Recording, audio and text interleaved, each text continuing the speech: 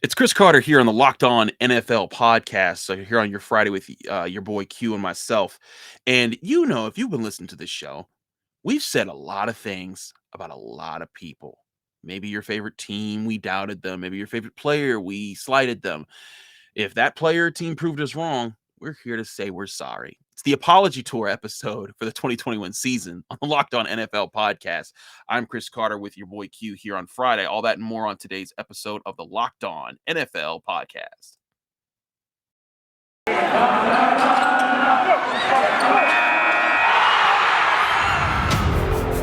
You are Locked On NFL, your daily NFL podcast. Part of the Locked On Podcast Network, your team every day.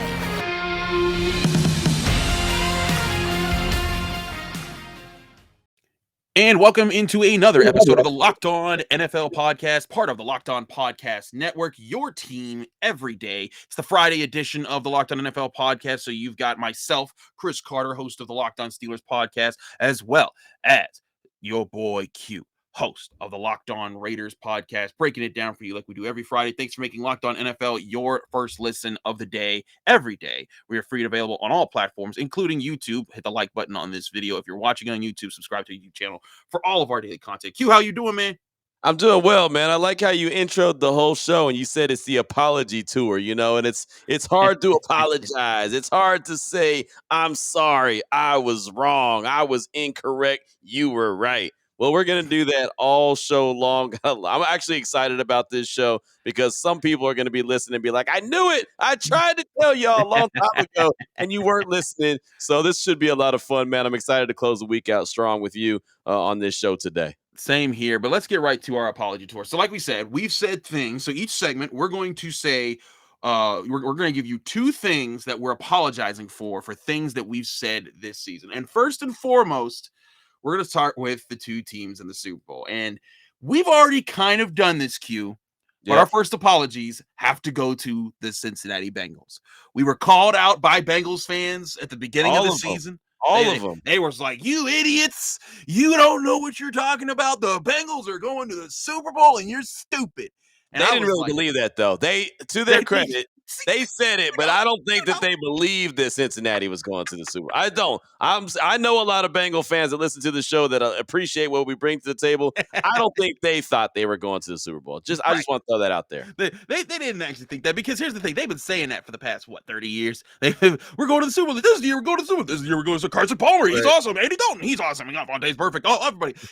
They've been saying this for a while. Listen, I'm a locked on Steelers guy. I've been covering the Steelers for years. I've been keeping track of this. I've seen these conversations. They've thought it, but to be fair, yes, even if they didn't actually think it, they wanted repercussions. They wanted us to back off, and we were wrong. The Bengals did get hot at the end of the season. They finished 10-7. They won their division by a half game. Then they won each of their playoff games by a single possession, pulling off upsets over the 1 seed Tennessee Titans, and then over Patrick Mahomes and the Kansas City Chiefs, beating them twice this year to say, hey, leave no doubts there.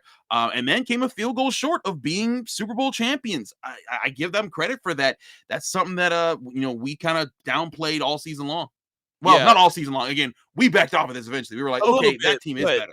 Still, we didn't really think that they were going to end up making the Super Bowl. But, you got to give them a lot of credit, like you said, man. Just the job that they were able to do, the way that they were able to make things happen, and, the way that they were able to come back when they were down in multiple games and still hang in there and find ways to win. And, if they had any kind of protection for Joe Burrow, they probably win the Super Bowl. So they were really close. I don't know if that means that they're going to be able to build off that next year. Obviously, they know where they need to improve their team. But it was a hell of a run. Zach Taylor, he gets a contract extension because of it. And look, he's not even a 500 coach. He basically has to go 17-0 next year to be over 500. So, there's a lot of work that still needs to be done there in Cincinnati, but you got to give a lot of credit to Bengal fans and to that team and players and coaching staff for getting them to the big dance. They just didn't win it, but they were there. So apologies to Cincinnati. Yeah, it's going to be interesting to see what it's like when they got the targets on their back and they're playing a schedule based off of them winning their division instead of coming in last. Plus, you think Baltimore's going to be healthy. You figure Pittsburgh's going to find a way to get back.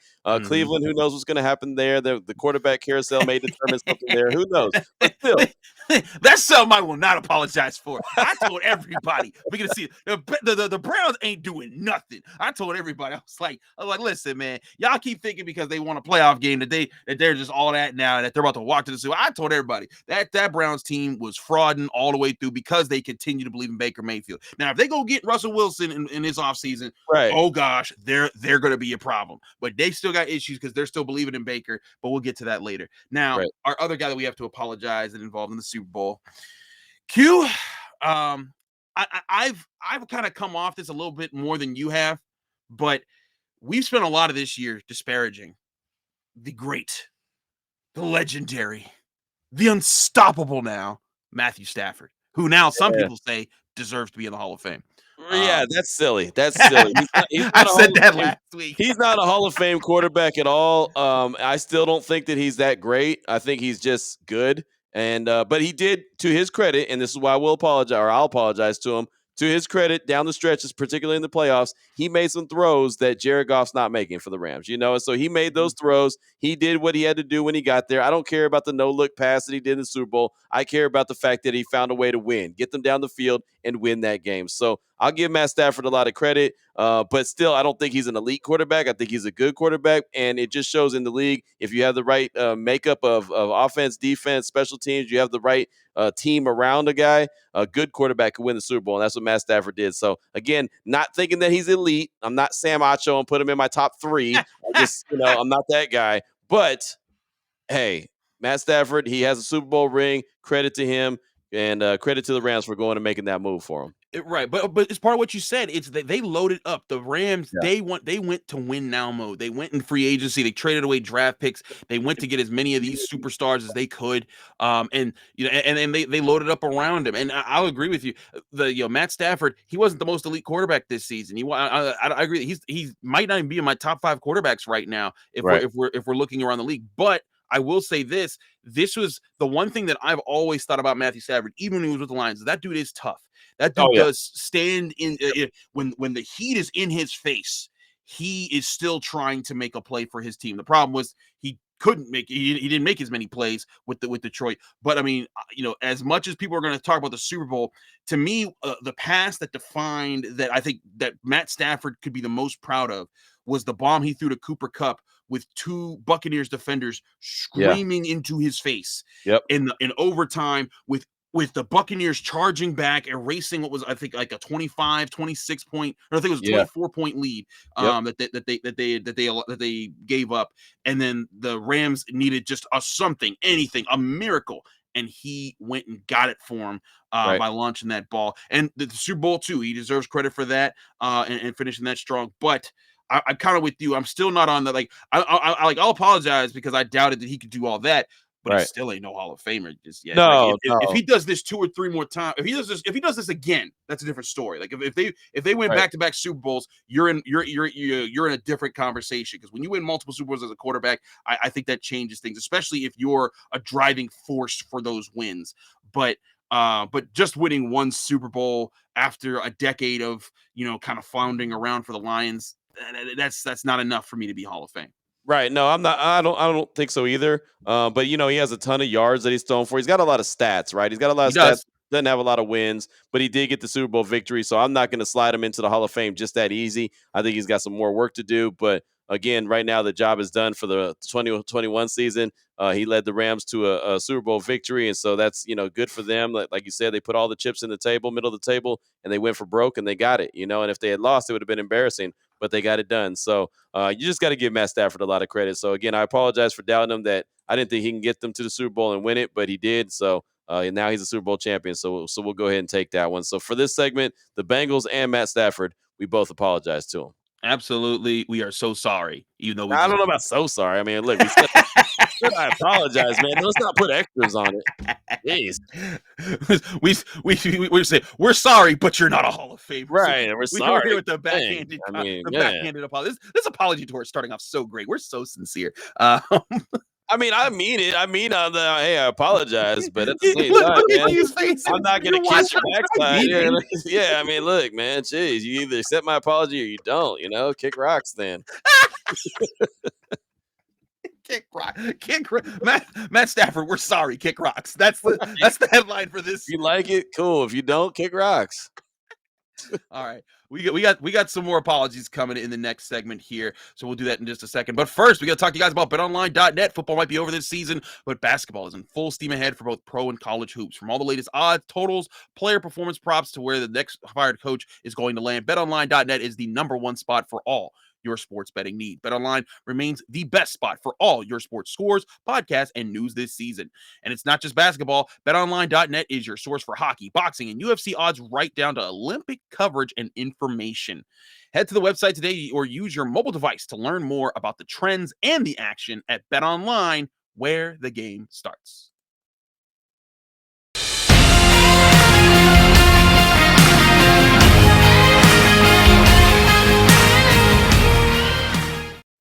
Back here in the Locked On NFL podcast, the Friday edition with Chris Carter and your boy Q. We're keeping it rolling here. Okay, Q, this next segment, I'm going to issue two apologies. You're up? You're up? Okay, I'm cool. up. We'll save the best for last. My apologies go to... What'd you say? I said you didn't even catch that. That's great. You're right. I was too busy checking to make sure my apologies were in order and that our ads were set up for the next segment. We were saving the best for last. I was going to go last, so gotta save the best for last. Okay, so that's what you were saying. I thought you made another light skin joke. It's fine. No, I never do that. never do. I mean, you know what? This show, I want you to apologize to me for all the light skin jokes that you've made my way this year. That's true. It's hurtful, disrespectful. but you're not going to do it. No. Not at all. He said, yes, it is hurtful and it is disrespectful, but I apologize for none of it. Anyways, my apology tour, I'm going to say to Jalen Hurts, because I counted out Jalen Hurts as the future of the Eagles with how this year was starting off. I mean, you came into this year, they started the season 1-3, I think 2-5 at one point. They were up against it, and it looked like they didn't have any chance. Jalen Hurts was looking kind of lost at times, and he wasn't able to put things together. I thought that, Jalen Hurts, he's not a guy that they should. I was thinking, man, like they're going to have to go and bet on someone else again very soon at the quarterback position. But you saw how he turned it around this year. He finished throwing 16 touchdowns and 9 interceptions, and then added 10 more touchdowns on the ground. That's significant when you're still building a roster right now. Like the Eagles, they're not a finished product. They're not anywhere close to a finished product. But this was a year where you wanted to see guys step up and see who could you build around. And I do think that Jalen Hurts showed at times that he could be that guy. He finished with an 8-7 record in his starts.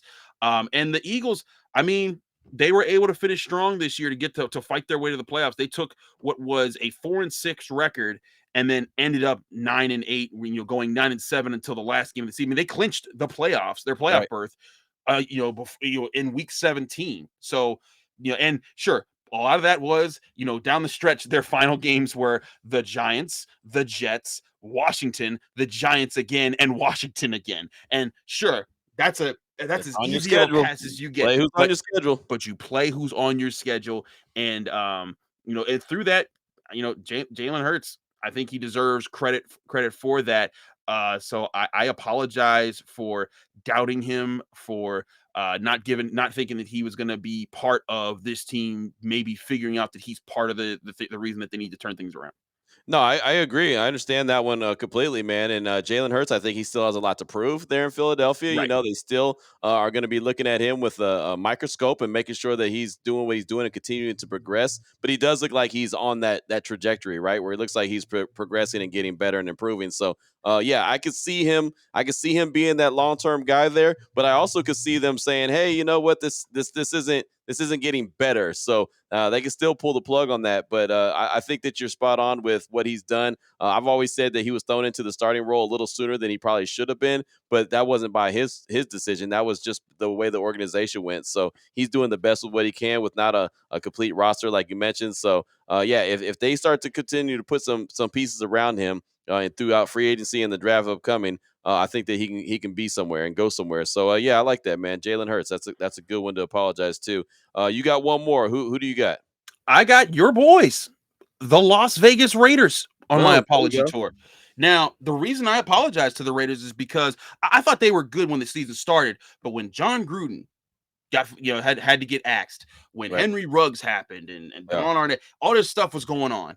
I'm just like, man, these dudes, they can't fight through this. Who Right. can? And Right. and it wasn't a besmirch to say Derek Carr, you stink, and Right. Josh Jacobs, you're a bum and stuff like. I wasn't going there with it, but I was just like, man, that's a lot to put on anybody. And you did see the impact at one point. There was a stretch where I believe they went 1-5 Yeah. between week 4-game losing 9. streak.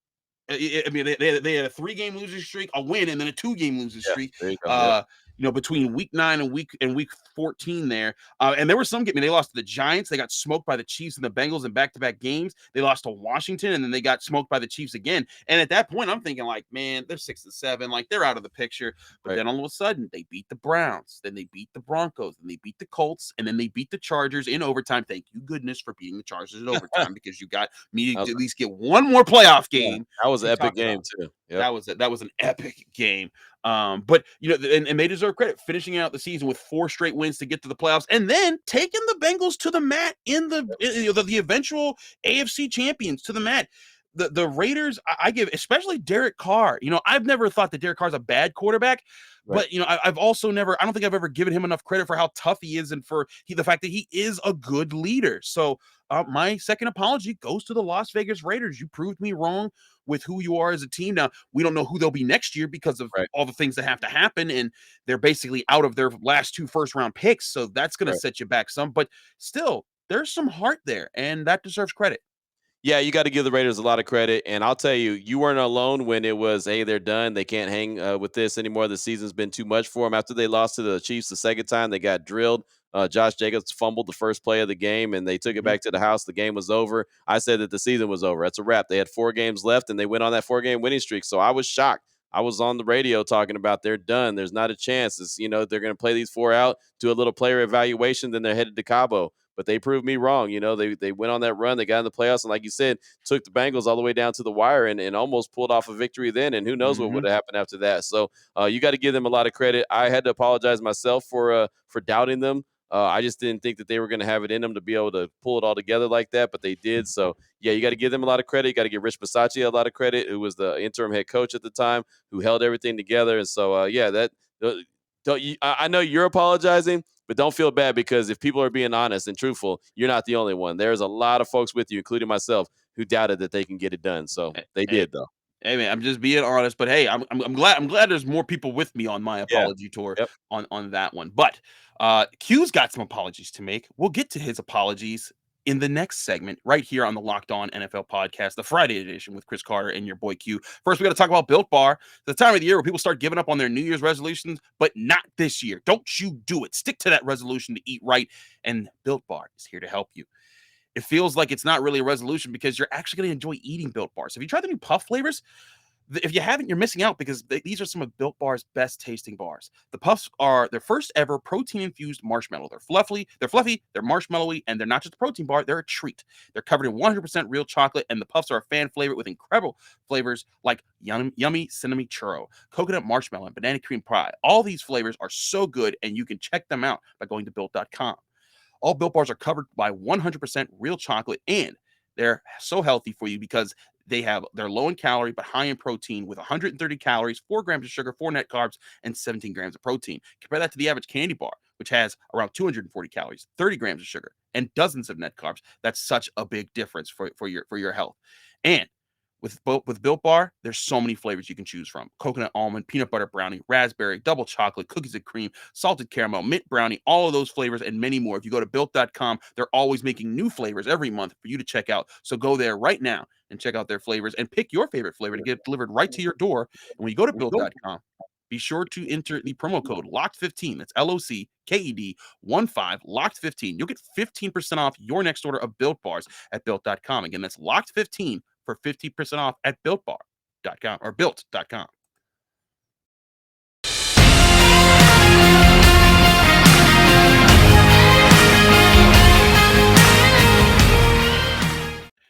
Back here on the Locked On NFL podcast, the Friday edition with Chris Carter and your boy Q.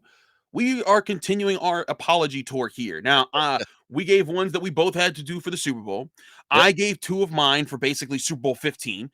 with the Eagles and the Raiders. Now, Q, it's your turn. Who do you have to apologize to?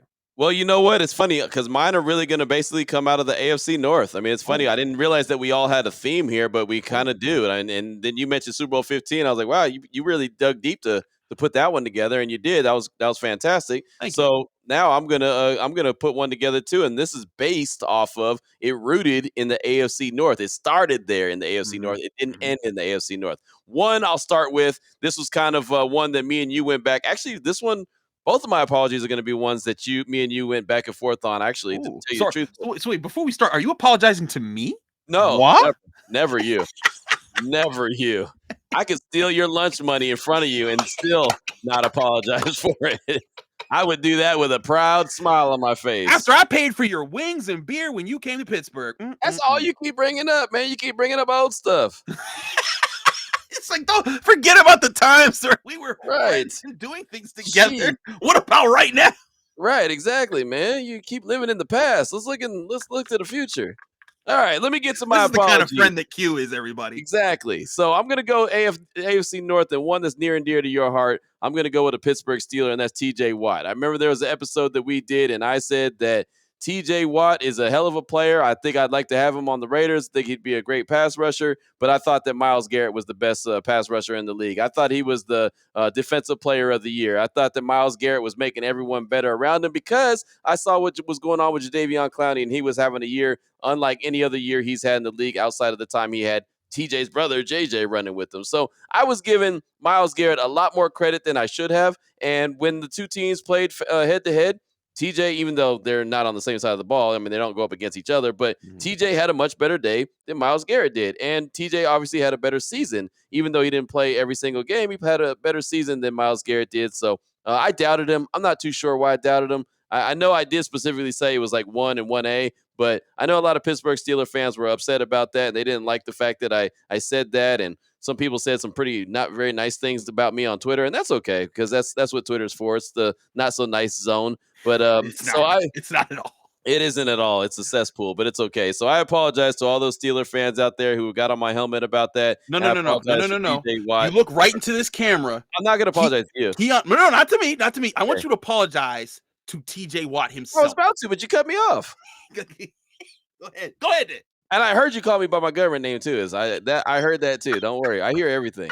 So yes, so TJ Watt, I was wrong. You should have been the defensive player of the year. You were the defensive player of the year. You were outstanding. I doubted you early, and I shouldn't have. My fault. So yeah, that's my apology to TJ Watt. That's Well my done, first Q. one on the Well, show. you're a big man. I I appreciate know, it. I know, but hey, I know. but he earned it. But he earned it, right? He earned it. He did. He earned it. He was a hell of a player and did some great things for Pittsburgh, obviously. And the one thing I didn't like was the fact that he wasn't available every game, but still put up some monster numbers in the games that he He did play. tied the NFL So, sack record. I know he should have broke it. Should have So broke the record. I mean, he did get there's robbed there. That's another story. yeah, that's another story for another day. But you're right. So yeah, I got to give TJ a lot of credit. It's crazy that the Watt brothers could be as good as they are, right? I mean, It's you can get ridiculous. greatness from two guys like that. That's amazing. And then they got a fullback brother, so he's probably underachieving, but that's okay. Who's that? Is that Danny? Is that his name? Danny Watt? Derek, he's on the Derek. Steelers as well. That's right. That's right. Yeah, it's a family affair on the Steelers. So yeah, TJ, you got to give TJ a lot of credit. And Derek, well, just keep on lead blocking for Najee. So anyway, all good. So that's my first one. But All my right, who's your second one is rooted in the AFC North as well. And this is Hmm. one that you actually argued with me as well about, and you were correct. And again, I'm not apologizing to you. I'm apologizing to this player, and that's Odell Beckham Jr. Odell Beckham Jr. was a guy that when he left the Giants, looked like that he was in a bad place, and he really was. And when he was in Cleveland, I thought, okay, he's going to do some good things. He's got his running buddy with him in Jarvis Landry, and he just didn't do it. So by the time he left Cleveland and eventually ended up in LA, I thought, well, the problem is Odell Beckham Jr. He's not getting it done. He's injured. He's banged up. He's not available. He's not doing what he's supposed to do as far as running the right routes. Yeah, I know he's open here, there, whatever, but he's just not that teammate. So I doubted that he was going to go and do anything very well. I just thought that he was pretty much done. Well, lo and behold, he gets with the LA Rams. It takes him a couple weeks to get on the same page with Matt Stafford. And if it wasn't for a torn ACL in the Super Bowl, he's probably the Super Bowl MVP.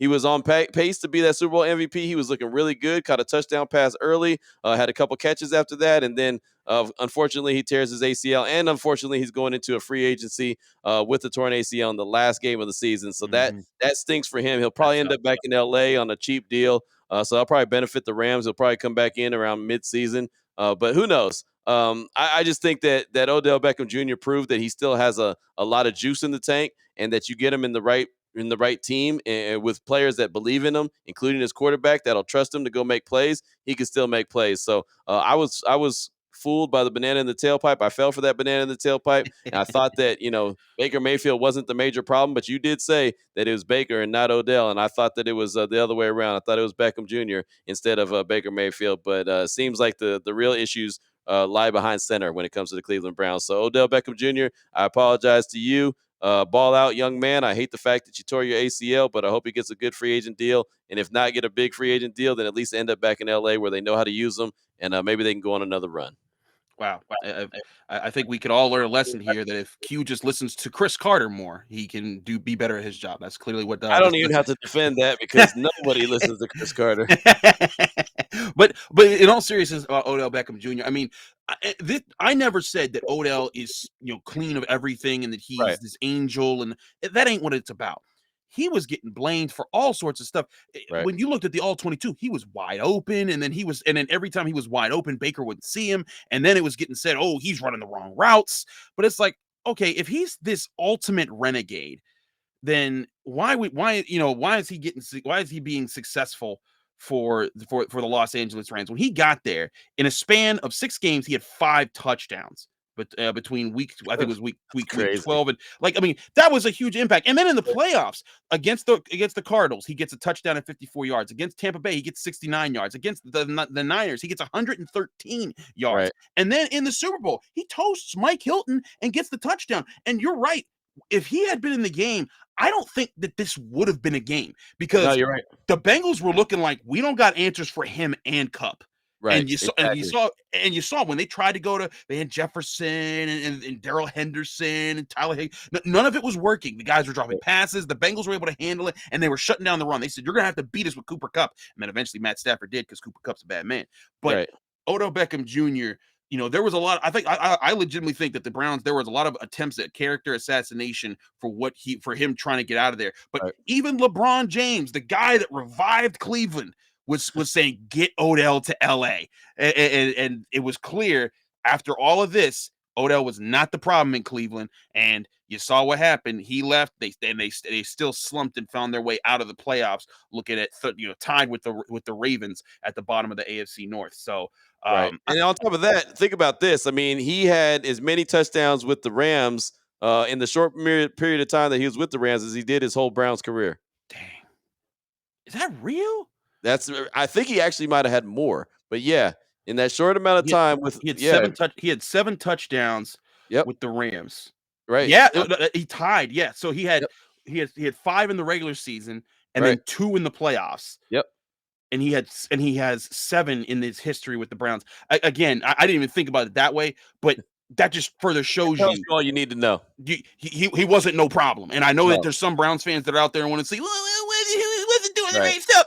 You lost the argument. He yeah, proved you wrong. Even with a torn ACL in the Super Bowl, he was showing you. And I think it's a really cool story to see him find a way to force his way out of a terrible situation where he was right. getting blamed for things that he wasn't doing wrong.